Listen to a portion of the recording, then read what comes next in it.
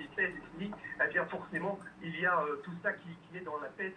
des Bruxellois ce soir, et c'est forcément aussi cela qui rajoute une tension, un poids ici sur la vie dans la capitale. Oui. Arnaud, il a été question dans l'heure qui a suivi cette explosion d'une évacuation de la Grande Place de Bruxelles. Est-ce que ça a véritablement eu lieu ou pas?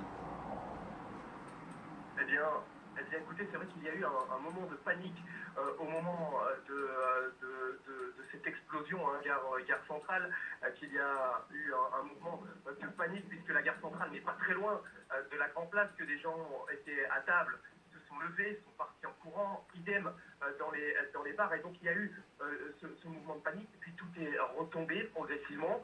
le périmètre s'est progressivement aussi mis en place, et progressivement, depuis une heure, il est occupé à s'étendre, puisque la place à côté de la Grande Place est plus accessible, et qu'il y a énormément de Bruxellois, de touristes qui attendent, puisque à l'heure actuelle, eh bien, tout est littéralement fermé. On a des personnes qui sont dans un magasin ici, à quelques mètres à peine de moi, et tous les volets sont fermés, que ce soit pour les restaurants, pour les bars. Il y a vraiment une atmosphère très particulière, avec cette capitale qui disait encore il y a 2 heures de cela, et qui pour le moment est occupée à tomber dans un calme qui ferait forcément froid dans le dos. Merci beaucoup Arnaud, on reviendra chez vous dans un instant.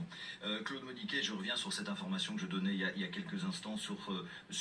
cet agent des chemins de fer qui prétend qu'effectivement l'homme tenait des propos en lien avec le djihad, et je vous livre cette information, des propos donc où il aurait crié Allah Akbar, et il s'agirait d'un homme de 30 à 35 ans. Est-ce qu'on a déjà quelques éléments d'information par rapport à ça? C'est juste un témoignage d'un agent des chemins de fer. C'est un témoignage qui doit être recoupé, qui doit être évidemment confirmé, qui pourra l'être éventuellement par les militaires qui sont intervenus, qui devaient être certainement aussi près, peut-être même plus près que l'agent des chemins de fer. Ce qu'on peut retenir certainement, c'est il semble qu'on soit en face d'un acte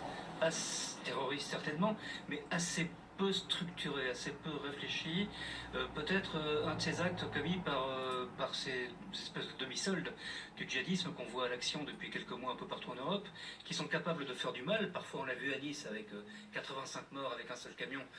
donc sans aucune arme, sans explosif. Ça peut être très très violent, très brutal, mais la plupart du temps ces gens sont condamnés à échouer parce qu'ils n'ont pas les capacités simplement intellectuelles ni techniques de commettre des actes, heureusement, de commettre des actes qui font d'autres victimes qu'eux-mêmes.